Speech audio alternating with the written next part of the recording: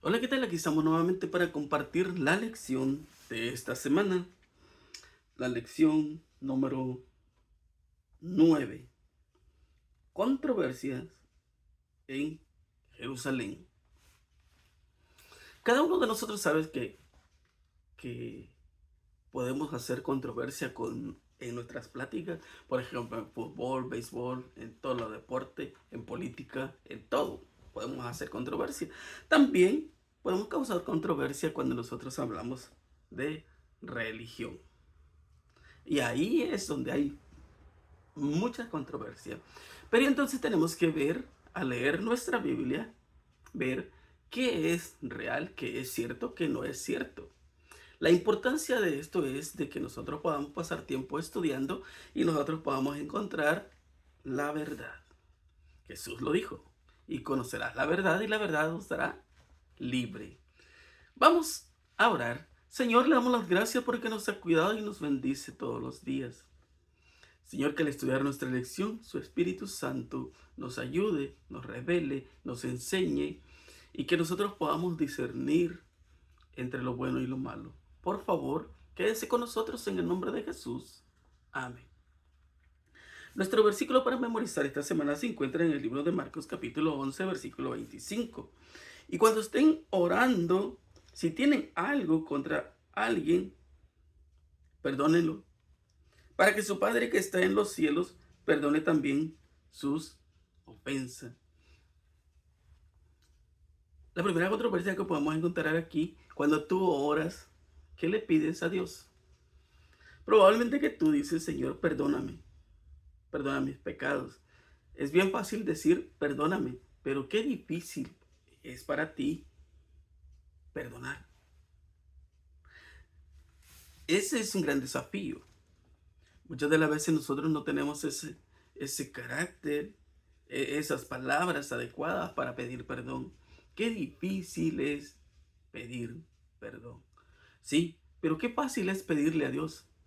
Entonces, Jesús dice aquí, cuando tú vayas a orar, lo primero que tienes que hacer es estar a cuenta con el ser humano. Primero con el ser humano, para que Dios pueda responder. Tú sabes que quizás llevas mucho tiempo orando y tus oraciones no son contestadas. Ahí podemos encontrar y ver que es uno de los grandes problemas. Podemos mirar en Marcos capítulo 2 y capítulo 3 registran 5 controversias entre Jesús y los líderes religiosos. Lo miramos en la lección número 3. No sé si te acuerdes. En la lección de esta semana, cuando Jesús llega a Jerusalén, protagoniza 6 controversias con los dirigentes religiosos. Estas dos series de controversias actúan como paréntesis, una al comienzo y otra al final del ministerio terrenal de Jesús. Cada serie tiene que ver con asuntos importantes para la vida cristiana. También podemos mirar las instrucciones de Jesús, aún en esta situación polémica, orientan a los creyentes tanto en asuntos fundamentales de la fe como en cuestiones prácticas de la vida cotidiana. Los líderes religiosos acuden a confrontar, tratar de confundir y tratar de derrotar a Jesús, pero sin éxito. Parte de esta lección de esta semana incluirá analizar precisamente qué hace que las personas se opongan a Dios y a su vez considera que pueden hacer los cristianos para superar los prejuicios y hablar al corazón de quienes resisten el llamado del Espíritu Santo.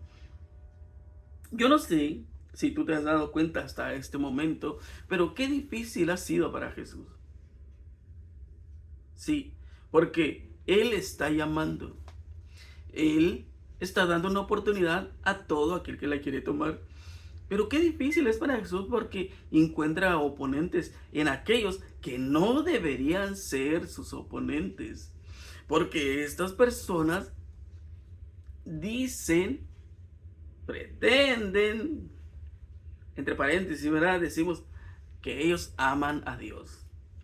Entonces, cuando una persona dice que ama a Dios, o podemos mirar en la vida real también, que si tú dices que amas a tu esposo, a tu esposa, que amas a tu hermano, que amas a tu amigo, tienes que demostrarlo. ¿Me entiendes?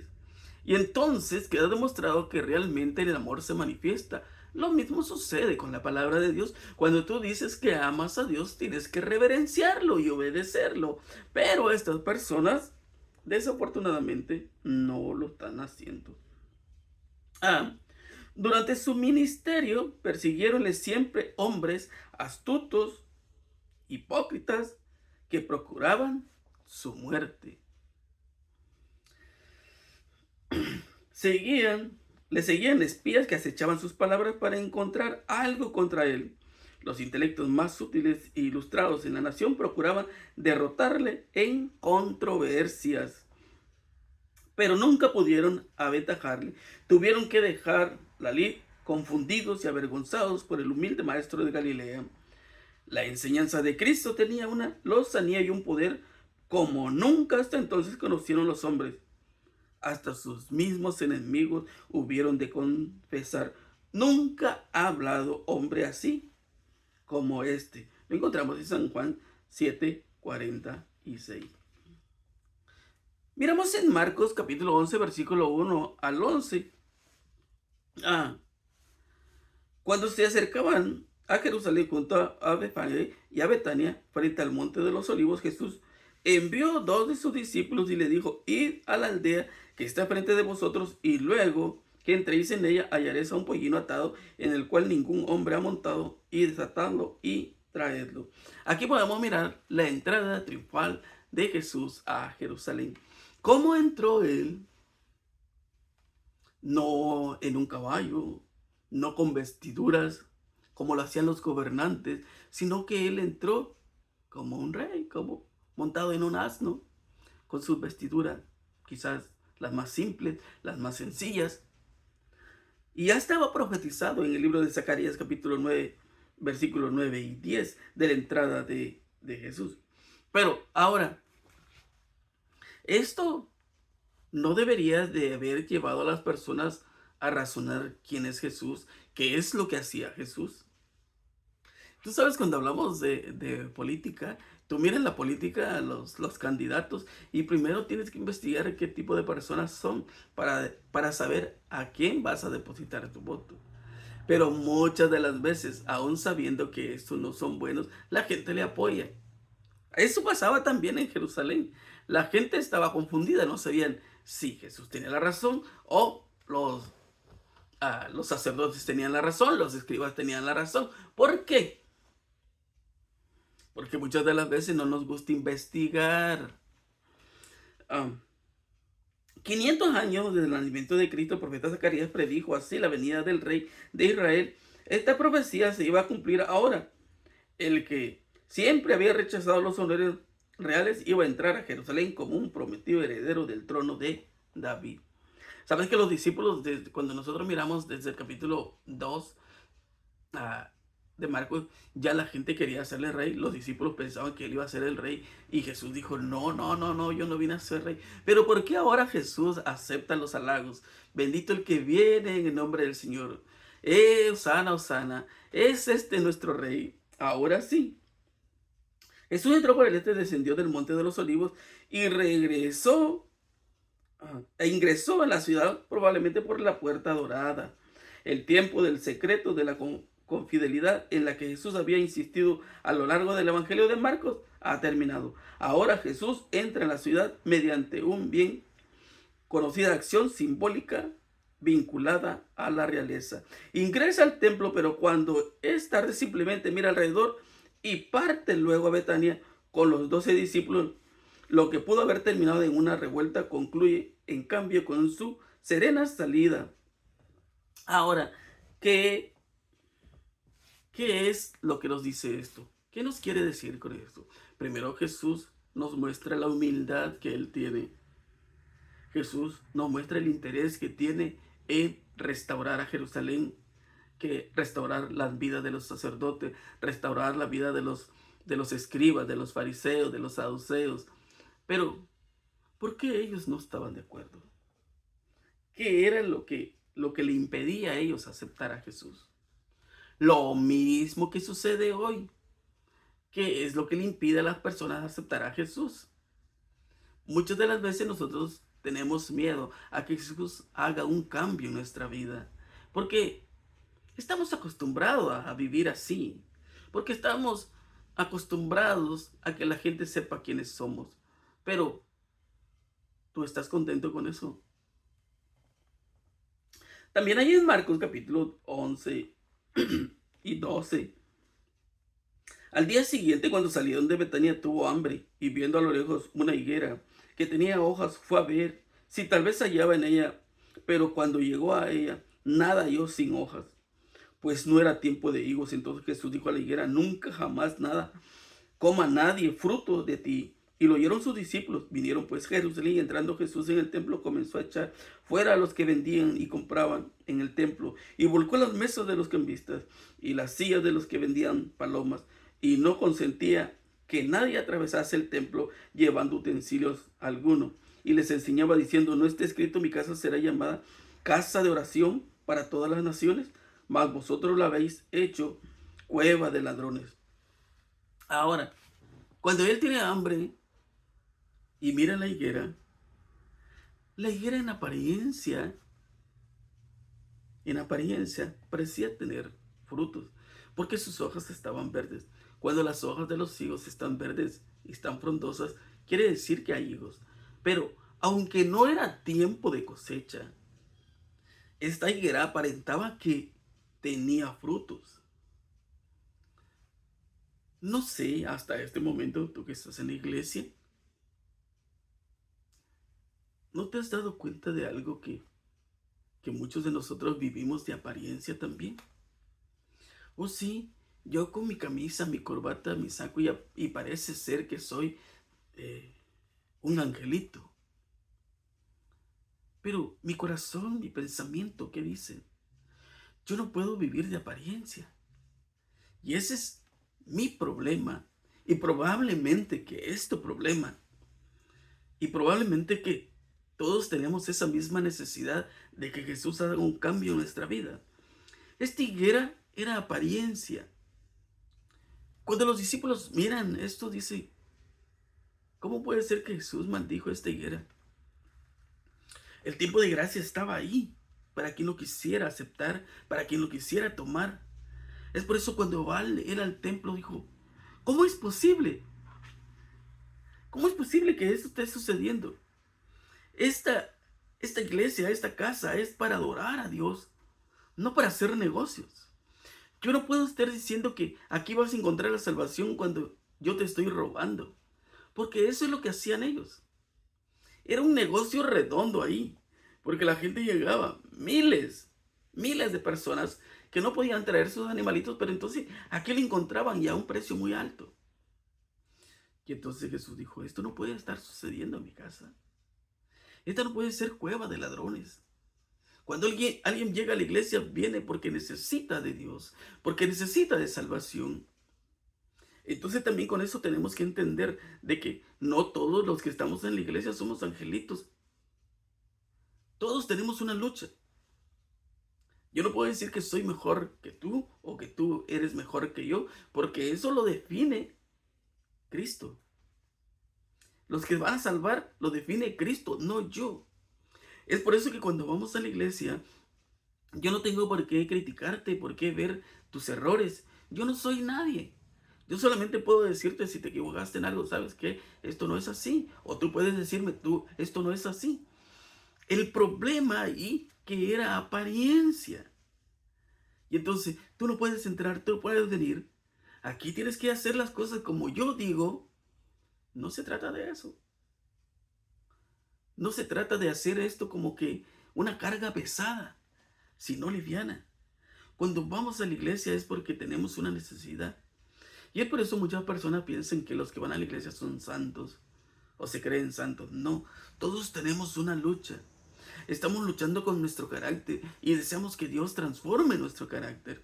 Estamos luchando con nuestros pensamientos. A veces hacemos cosas que no tenemos que hacer, vivimos cosas que no tenemos que vivir, hablamos cosas que no tenemos que hablar. Pero este es un proceso. Y muchas personas piensan que al ir a la iglesia ya hay una transformación. No, es paso a paso. Sin mentirte, hay personas que llevan 20, 30 años y no ha pasado nada en su vida. Y a veces nos preguntamos cuándo va a haber ese cambio. Tal vez tú estás diciendo, Alonso lleva tanto tiempo en la iglesia y no hay cambio. Sí, tienes razón. Estoy luchando, le pido a Dios que me ayude. Le estoy pidiendo a Dios que transforme mi vida. Pero cuando Jesús los reprende, ellos en lugar de aceptar el consejo, el mensaje, se enojan contra Jesús. ¿Por qué? Ellos estaban tan enojados. Cuando alguien te llama la atención no es porque te odia, sino porque te ama. Si tú en este momento estás haciendo algo malo y alguien te reprende, piensa primero por qué lo hace o para qué lo hace. Quizás no es la persona indicada, quizás no te dijo las palabras indicadas o correctas, pero cada uno de nosotros hablamos conforme podemos, con la pequeña o mucha sabiduría que tengamos. No somos perfectos también y a veces nos hace falta tacto, nos hace falta palabras para llamar la atención, para dar un consejo. Qué triste, ¿no? Que nosotros podamos mirar que cuando Él quiere salvar y la gente no está dispuesta. Isaías 56:7 dice, yo los llevaría a mi santo monte y los recrearé en mi casa de oración. Sus holocaustos y sus sacrificios serán aceptos sobre mi altar, porque mi casa será llamada casa de oración para todos los pueblos. Pero ahora, ¿de qué servía? También en esto tenemos que meditar. ¿De qué servía que ellos pudieran hacer tantos sacrificios, matar tantos animalitos, si tú no estabas dispuesto a que Cristo transformara tu corazón? No servía de nada. Por eso tú puedes mirar en Isaías capítulo 1, el libro de Isaías, también Ezequiel, Oseas. Dice, yo ya estoy cansado de holocaustos. Yo ya estoy cansado de que vivas de apariencia. Probablemente que tú no lo estás haciendo ni con el corazón. Nos debe de llevar a reflexionar, porque si llevamos tiempo en la iglesia, dejemos que el Espíritu Santo trabaje en nuestra vida y que Él nos transforme y que todo lo que hagamos sea para su honra y gloria. ¿Sabes? En estos dos relatos constituye una cuarta historia sándwich del Evangelio de Marcos. En la historia de ese tipo se emplea la ironía que dramatiza mediante personajes paralelos que realizan acciones opuestas o mediante personajes opuestos que realizan acciones paralelas. En esta historia, la higuera y el templo están en paralelo. Jesús maldice la higuera, pero purifica el templo. Dos acciones opuestas. Pero la ironía consiste en que los dirigentes religiosos se complotaran ahora para matar a Jesús, y esa acción significaría el fin de los servicios del templo, los cuales hallaron su cumplimiento en Jesús. Era la oportunidad que tenías que tomar. Entonces, ellos desecharon esa oportunidad. Yo no sé hasta este momento cuándo será tu última oportunidad. ¿Cuándo será mi última oportunidad? Quizás hasta ese momento yo he fallado, pero el Espíritu Santo sigue dándome esa oportunidad, me sigue hablando, me sigue llamando. Pero, ¿será que yo la voy a tomar o será que tú la vas a tomar? ¿Cuándo será? Solo Dios lo sabe. Pero cuando llegue, si el Espíritu Santo te habla, tómala, porque puede ser demasiado tarde después. Los profetas de Dios eran aborrecidos por el apóstol de Israel, porque por su medio eran revelados los pecados secretos del pueblo. Acá consideraba a Elías como su enemigo, porque el profeta reprendía fielmente las iniquidades secretas del rey. Así también hoy los siervos de Cristo, los que reprenden el pecado, encuentran desprecio y repulsas. La verdad bíblica, la religión de Cristo, lucha contra una fuerte corriente de impureza moral. El prejuicio es una más fuerte que el corazón humano ahora en los días de Cristo. ¿Y cuántos profetas no murieron? Como murió Ezequiel, Zacarías, Jeremías. Tú puedes mirar todos los profetas. Triste, ¿no? Todo lo que ellos pasaron por decir la verdad.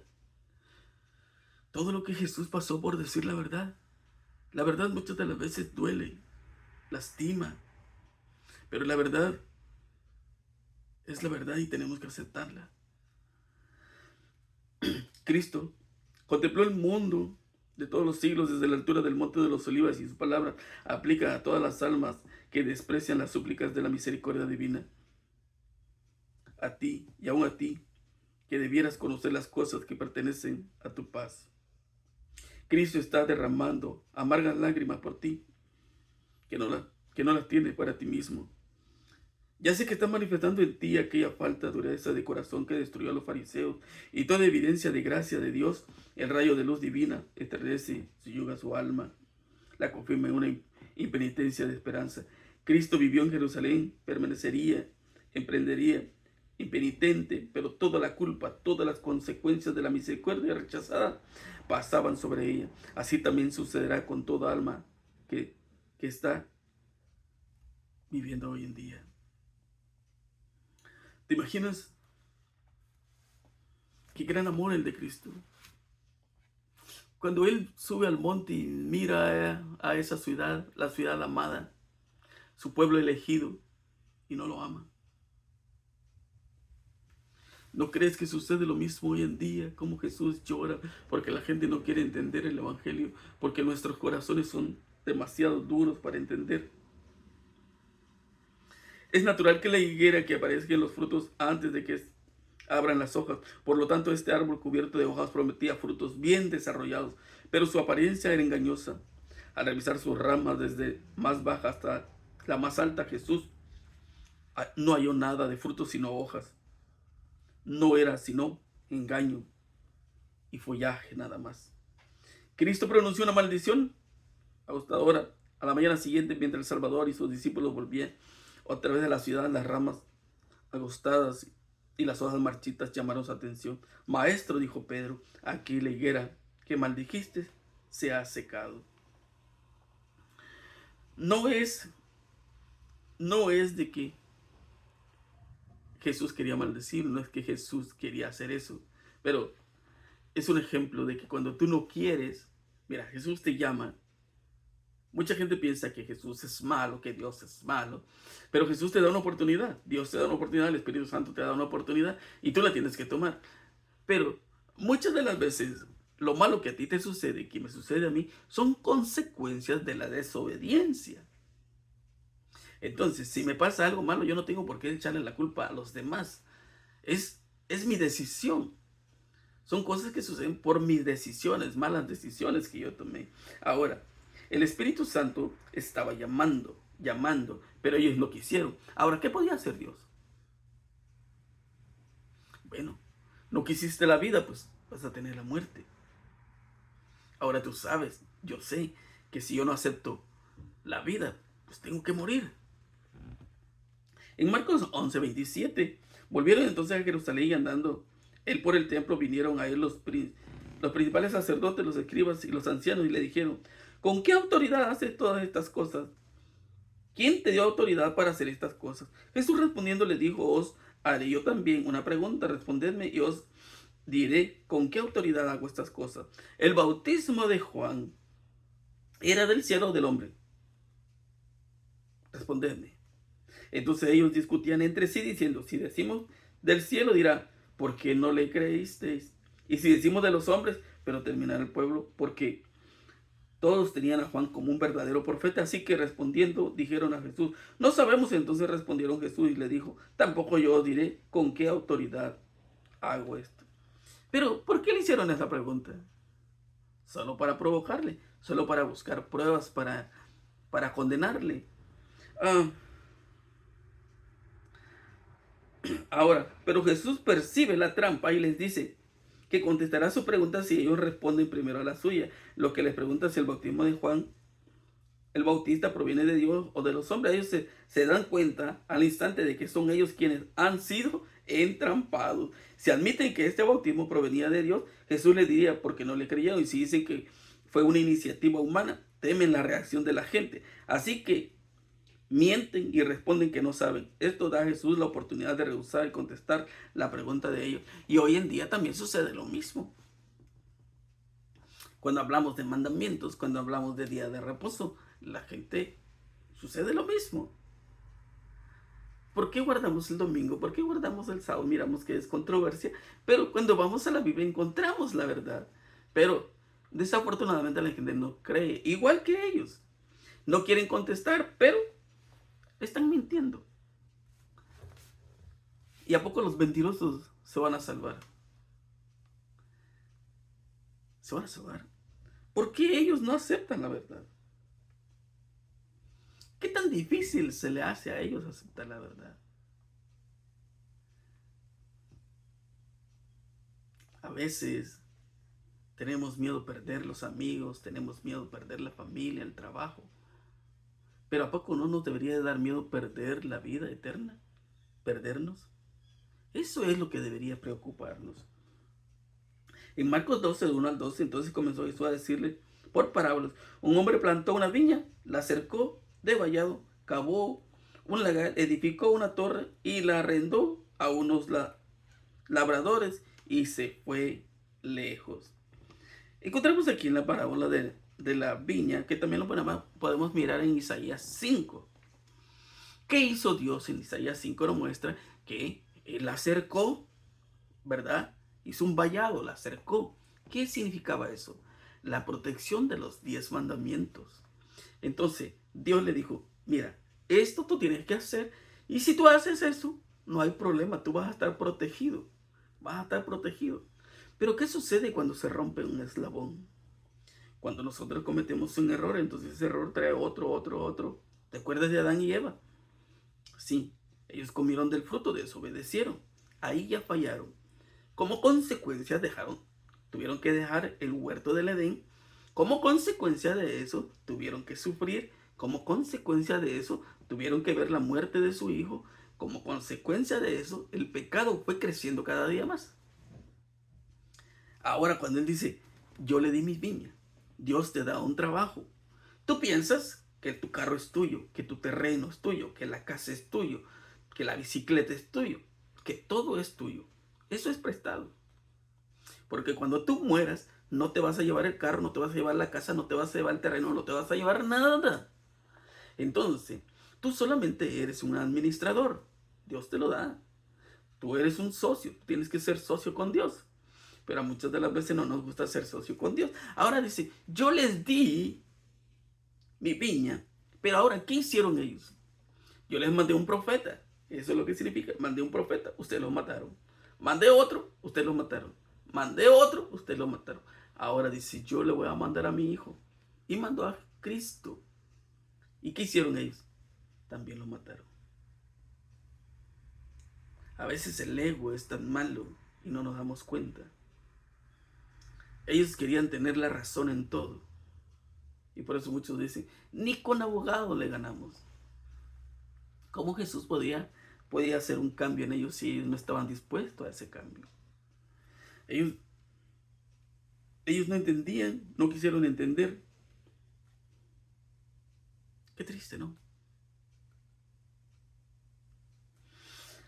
La historia se desarrolla de una manera muy inusual, dado que los arrendatarios se niegan a entregar el fruto de la viña al propietario. En lugar de ello, maltratan y matan a los siervos que envía. Finalmente el dueño envía a su hijo, a su amado hijo, a quien espera que ellos respeten, pero no ocurre eso. Razonan en cambio, y extrañamente, que si matan al hijo, la viña les pertenecerá. Su descabellado razonamiento es sorprendente y la sentencia que se les impondrá está justificada. Porque ellos miraban a Jesús como su mayor enemigo. Dos evangelios. Yo tengo la verdad, Jesús no tiene la verdad. ¿Quién tiene que reinar? ¿Te das cuenta que lo mismo sucede? Es por eso que el hombre más sabio de la tierra dijo un día: ¿qué es lo que fue? Lo mismo que será. ¿Qué es lo que se ha hecho? Lo mismo que se hará. El reloj sigue girando. Y es por eso que nosotros miramos controversia. Él está diciendo: muéstrame qué frutos traes, muéstrame qué evangelio tienes, muéstrame a qué Dios amas. Ellos no quisieron. Lo que Jesús estaba haciendo en esta historia era dirigir a los líderes religiosos a una solemne advertencia acerca de desenlace de su conducta. Vista desde esta perspectiva, su parábola es un amoroso preaviso. Aún no es muy tarde para que cambien y eviten un juicio seguro. Algunos de ellos se arrepentirán, cambiarán y aceptarán a Jesús. Otros no. Cuando miramos en el libro de Hechos, miramos que muchos sacerdotes se convirtieron. Muchas personas se arrepintieron porque el Espíritu Santo estaba trabajando. Pero muchos dijeron no, que su sangre caiga sobre nosotros y sobre nuestros hijos. Y es por eso muchos decimos, yo nací con este evangelio, me voy a morir con este evangelio. Tú no tienes que morirte con un evangelio. Tú tienes que morirte con la verdad. Estudia la Biblia. Si yo estoy equivocado, yo me voy a perder. Pero yo no quiero que tú te pierdas. Por eso es que yo te invito a que tú leas tu Biblia, que tú escudriñes y que le pides a Dios que te dé sabiduría para que puedas discernir, para que puedas tomar las mejores decisiones. La multitud esperaba la decisión con intenso interés. Sabían que los sacerdotes habían profesado aceptar el ministerio de Juan y esperaban que reconocieran sin reservas que era enviado de Dios. Pero después de consultar secretamente, los sacerdotes decidieron no comprometerse, simulando ignorancia, y dijeron hipócritamente, no sabemos. Si yo os digo que con autoridad hago esto, dijo Jesús. Desconcertados y chasqueados, los escribas y sacerdotes y gobernantes permanecieron cabizbajos sin atreverse a dirigir más preguntas a Jesús. Por su cobardía, indecisión, habían perdido en gran medida el respeto del pueblo que observaba y se advertía al ver derrotados a esos hombres orgullosos, henchidos de justicia propia. Podemos mirar en esta historia que era una forma, una manera como ellos tenían que trabajar, dejar que Dios los transformara. Desafortunadamente ellos no desearon. En Marcos 12, 13 al 27, y le enviaron a algunos de los fariseos y de los herodianos para que le sorprendiesen alguna palabra. Viniendo ellos le dijeron, maestro, sabemos que eres hombre veraz y que no te cuidas de nadie. ¿Por qué no miran las apariencias de los hombres, sino que con verdades enseñas el camino de Dios? ¿Es lícito dar tributo a César o no? ¿Daremos o no daremos? Mas él, percibiendo la hipocresía de ellos, le dijo, ¿por qué me tentáis? Traedme la moneda para que la vea. Ellos se la trajeron y le dijeron, ¿de quién es esta imagen y la inscripción? Ellos dijeron, de César. Respondiendo Jesús le dijo, dad a César lo que es de César y a Dios lo que es de Dios. Y se maravillaron de él. Entonces vinieron a él los saduceos que decían que no hay resurrección y le preguntaron diciendo, maestro, Moisés nos escribió que si el hermano de alguno muriere y dejare esposa, pero no dejare hijos, que su hermano se case con ella y se levante y descienda de descendencia a su hermano. Hubo 7 hermanos y el primero tomó esposa y murió sin dejar descendencia, y el segundo se casó, y así sucesivamente hasta que llegaron los 7. 2 historias interesantes. Cuando llegan a tentar a Jesús, le muestran la moneda, ¿verdad? Jesús le dice, muéstrame la moneda. ¿De quién es la cara esa que tiene ahí la moneda? Es de César. A César lo que es de César y a Dios lo que es de Dios. A veces nosotros queremos agradar a la gente. Hacemos todo para agradar a las personas, pero no agradamos a Dios. Y es por eso que estamos luchando. Lo más importante que tenemos que hacer es que lo que nosotros hagamos le agrade a Dios. ¿Será que le agrada a Dios lo que tú estás haciendo en ese momento? Lo que hiciste hace rato. ¿Será que le agrada a Dios? ¿Será que lo que voy a hacer al rato o mañana le va a agradar a Dios? Yo tengo que pensar.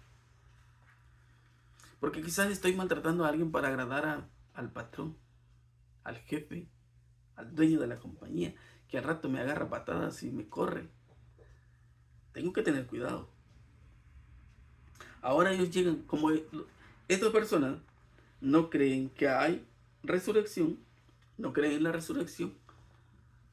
Ellos le dicen, cuando venga si es que hay, te imaginas la ironía con que están haciendo la pregunta, si es que hay resurrección, ¿con quién es que ella se va a casar?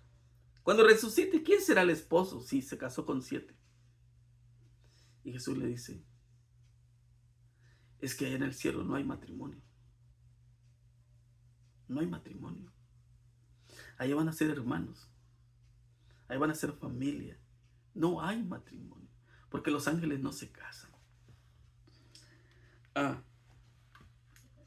pero respecto a los muertos, resulta, ¿no has leído en el libro de Moisés cuando le habló Dios en la zarza diciendo, yo soy el Dios de Abraham, el Dios de Isaac, el Dios de Jacob? Dios no es Dios de muertos, sino Dios de vivos. Así que vosotros mucho erráis. Qué difícil, ¿no? Porque ellos van a querer entrampar a Jesús, pero Jesús le muestra la verdad. Porque el que ya está muerto, ya se acabó. Por eso, ¿cómo disfrutas la vida tú? En Eclesiastés capítulo 9 dice, disfruta de la vida.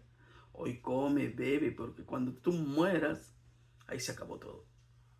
Ahora si mueres en Cristo, tú sabes que cuando resucites, será algo diferente.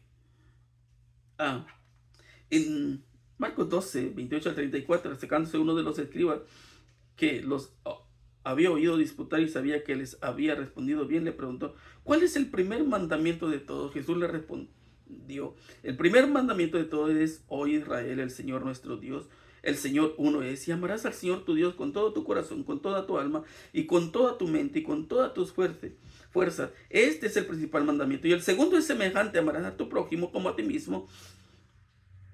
No hay otro mandamiento mayor que esto. Entonces el escriba le dijo, bien maestro, verdad has dicho, que uno es Dios y no hay otro fuera de él. Y al amarle con todo el corazón, con todo el entendimiento, con todo el alma y con todas las fuerzas, y al amar al prójimo como a uno mismo, es más que todos los holocaustos y sacrificios. Jesús entonces, viendo que había respondido sabiamente, le dijo, no estás lejos del reino de Dios. Y ya ninguno sabe, osa preguntarle. Y entonces también aquí muchos quieren hacer controversia porque dicen, no son 10 mandamientos, son 2 mandamientos. Porque el primer mandamiento dice la Biblia, que es amar a Dios y amar al prójimo. Pero por eso hay 2 tablas. Los primeros 4 mandamientos nos hablan de Dios. No tendrás dioses ajenos. Acuérdate del sábado también, no tomarás el nombre de Dios en vano. Entonces, pero el otro habla de fornicación, de adulterio, de mentiras, de amar a tus padres, de honrar. Entonces ahí se derivan los otros 6. Y es por eso, de esto emana toda la ley. Porque si tú amas a tu prójimo, no le vas a robar.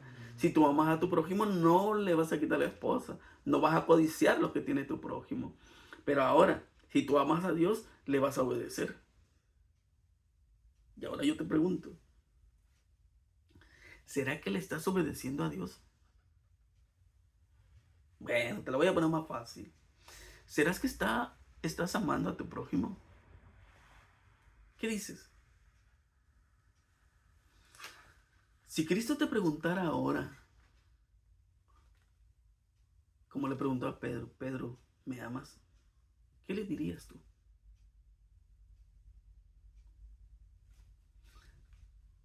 Si Cristo te dijera, darle todo lo que tienes a los pobres, ¿qué harías tú? Amar a Dios significa darlo todo. Amar a tu prójimo significa darlo todo. No migajas. Y es por eso con todo el corazón. Y a veces decimos que amamos a Dios, pero no le reverenciamos. Lo que hacemos no le damos honra y gloria. Demostramos otra cosa. Es por eso que esta lección nos debe de llevar a pedir sabiduría para que podamos hacer las cosas de la mejor manera. Pidamos a Dios que nos ayude para que podamos vivir diferente y pensar diferente y actuar diferente. Que Dios nos ayude. Oramos. Señor, le damos las gracias porque nos ha cuidado y bendecido. Gracias por esta lección. Por favor, Señor, que usted nos pueda dar sabiduría. Probablemente que le hemos fallado, probablemente que no hemos hecho las cosas como usted desea, pero aún tenemos tiempo mientras tengamos vida. Que en esta semana podamos tomar las mejores decisiones y ponerlo a usted en primer lugar y amarlo con todo el corazón, con toda nuestra mente, con todo nuestro ser. Que esto es importante, Señor, porque cuando podamos amarle a usted, también vamos a poder amar a nuestro prójimo, a nuestros seres queridos, Señor. Por favor, ayúdenos a confiar en su promesa y en su palabra. Todos estos favores se los pedimos en el nombre de Jesús. Amén. Mi hermano, mi amigo, que Dios te bendiga y que tengas un excelente día. Nos vemos la próxima semana, si así Dios nos los permite. Bendiciones.